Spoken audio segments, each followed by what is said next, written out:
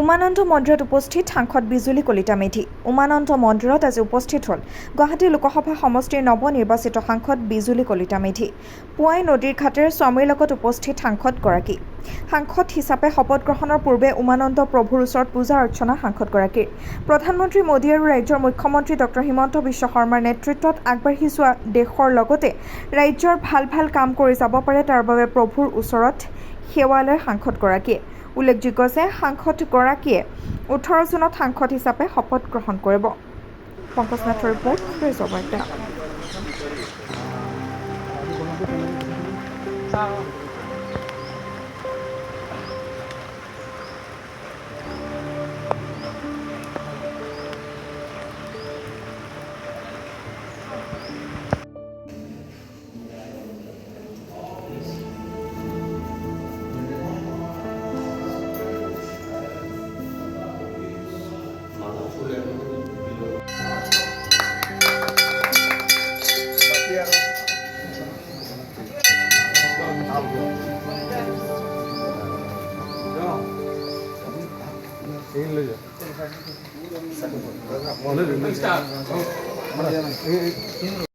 খাই আৰু ভাল লাগে খাব লাগিব আৰু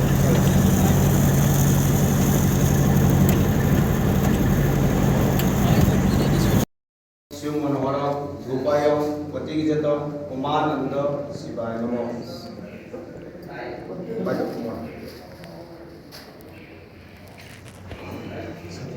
साथी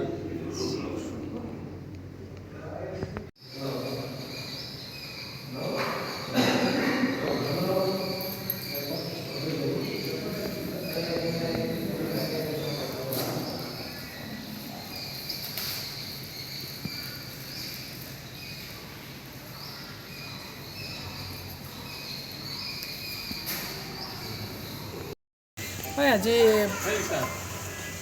বাবা ভোলানাথৰ শ্ৰীচৰণত সেৱা জনাবলৈ, মা চৰণত সেৱা জনাবলৈ আজি উমানন্দত উপস্থিত হৈছোঁ। আমাৰ কাৰ্যকৰ্তাসকল আছে আমাৰ লগত আৰু খুব ভাল লাগিলে, আশীৰ্বাদ ল'লোঁ ভগৱন্ত প্ৰভুৰ আৰু এক সুন্দৰ পৰিৱেশ আৰু বতৰেও খুব ভাল লাগিছে। গতিকে খুব ভাল লাগিলে আৰু ভগৱন্ত প্ৰভুৱে সকলোকে কৃপা কৰক, সকলোৰে মংগল হওক। আমাৰ শ্ৰদ্ধাৰ নৰেন্দ্ৰ মোদী ডাঙৰীয়াৰ নেতৃত্বত শক্তিশালী চৰকাৰ এখন গঠন হৈছে। গতিকে ৰাইজৰ বাবে ভাল কাম যাতে আমি আগন্তুক দিনত কৰিব পাৰোঁ। ডক্টৰ হিমন্ত বিশ্ব শৰ্মা ডাঙৰীয়াৰ নেতৃত্বত আমাৰ যি ৰাজ্য চৰকাৰ চলি আছে, ৰাইজৰ কাৰণে দুইখন চৰকাৰে মিলি যাতে ৰাইজৰ উন্নয়নৰ কাৰণে, ভাৰতবৰ্ষৰ উন্নয়নৰ কাৰণে, অসমৰ উন্নয়নৰ কাৰণে যাতে কাম কৰি যাব পাৰোঁ, তাৰ বাবে ভগৱন্ত প্ৰভুৰ ওচৰত আশীৰ্বাদ বিচাৰিছোঁ আৰু সকলোৰে ভাল হওক তাকে কামনা কৰিছোঁ।